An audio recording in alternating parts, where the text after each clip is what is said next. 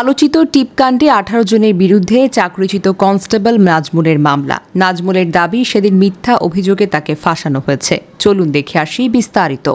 রাজধানীর ফার্মগেট এলাকায় আলোচিত টিপকাণ্ডের ঘটনায় তেজগাঁও কলেজের শিক্ষিকা ডক্টর লতা সমাদ্দার, তার স্বামী, ঢাকা বিশ্ববিদ্যালয়ের প্রাচ্যকলা বিভাগের অধ্যাপক ডক্টর মলয় মালা ও শোবিজের 16 তারকার বিরুদ্ধে মানহানির মামলা হয়েছে।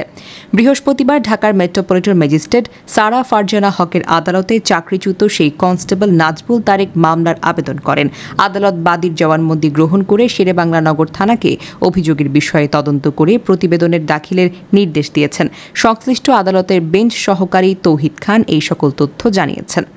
মামলায় অভিযোগ করা হয়েছে, 2022 সালে টিপ পড়া নিয়ে সামাজিক মাধ্যমে প্রতিবাদের সময় এসব তারকারা ইচ্ছাকৃতভাবে পুলিশের মানহানি ঘটিয়েছেন। তারা সামাজিক মাধ্যমে ছবি ও বক্তব্য দিয়ে নাজমুল তারেকের বিরুদ্ধে বিদ্বেষ ছড়িয়েছেন, যার ফলে তার পেশাগত ও সামাজিক জীবনে মারাত্মকভাবে ক্ষতি হয়েছে। প্রসঙ্গত, 2022 সালের 2রা এপ্রিল রাজধানীর ফার্মগেটে একটি বাইক লতা সমাদ্দারের পায়ে লাগার জেরে পুলিশের পোশাক পরা নিয়ে ওই ব্যক্তি তাকে টিপ পড়ছস কেন এটি বলে কটূক্তি করেন, এমন অভিযোগ তুলে সামাজিক মাধ্যমে পোস্ট করেন তিনি। এরপর বিষয়টি ভাইরাল হয়ে যায়। শোবিজ অঙ্গনের অনেক তারকা লতার পক্ষ নিয়ে টিপ পড়া ছবি পোস্ট করে প্রতিবাদে অংশ নেন। ঘটনার জেরে নাজমুল তারেক চাকরি হারান। নাজমুল তারেক সেদিনের পুরো ঘটনা তুলে ধরে বলেন, আমি সেদিন বাসা থেকে সকাল 8টার দিকে বের হয়েছিলাম। আমি সেজান পয়েন্ট হয়ে আনন্দ সিনেমা হলের রাস্তার দিকে যাওয়ার জন্য আসছিলাম। ওই দিন সরকারি নিয়োগ পরীক্ষা ছিল বলে রাস্তায় অনেক জ্যাম ছিল। এই জন্য আমি উল্টো রাস্তা দিয়ে আসছিলাম। উল্টো রাস্তায় আসার জন্য আমি দেশের মানুষের কাছে ক্ষমা প্রার্থী।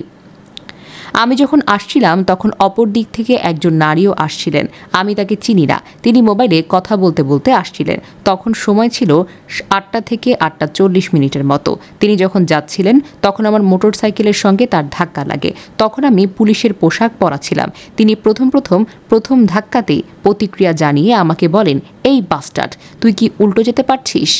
নাজমুল আরও বলেন, আসলে একজন মানুষ যখন দেখেন পুলিশ উল্টো রাস্তায় যায় তখন তার প্রতিক্রিয়া জানানোটা স্বাভাবিক। তিনি যখন উত্তেজিত হলেন তখন আমি বললাম, ম্যাডাম সরি, আসলে আমি আপনার সঙ্গে এই বিষয়ে কথা বলতে রাজি নই। এ কথা বলে যখন আমি আমার বাইকটা নিয়ে সামনের দিকে যাই তখনও উনি আমার সঙ্গে চিল্লাপাল্লা করেন। তিনি তখন আমাকে বলেন, তুই কি বাইক নিয়ে উল্টো যেতে পারিস?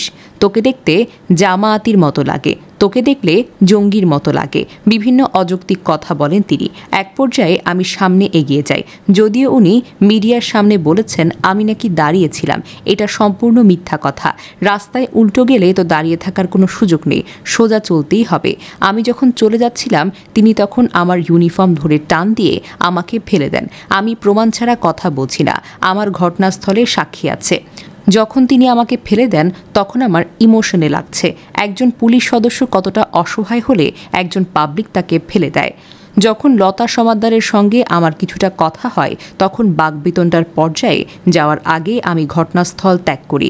পরে আমার অন্যান্য সহকর্মী পুলিশের যখন ডিউটি শেষ হয় তখন আমি ডিউটিতে যোগ দিই। পরে বিভিন্ন মিডিয়া জানতে পারি রাজধানীর টিপ পড়া নিয়ে শিক্ষিকা লতা সমাদ্দার পুলিশের হেনস্থার শিকার।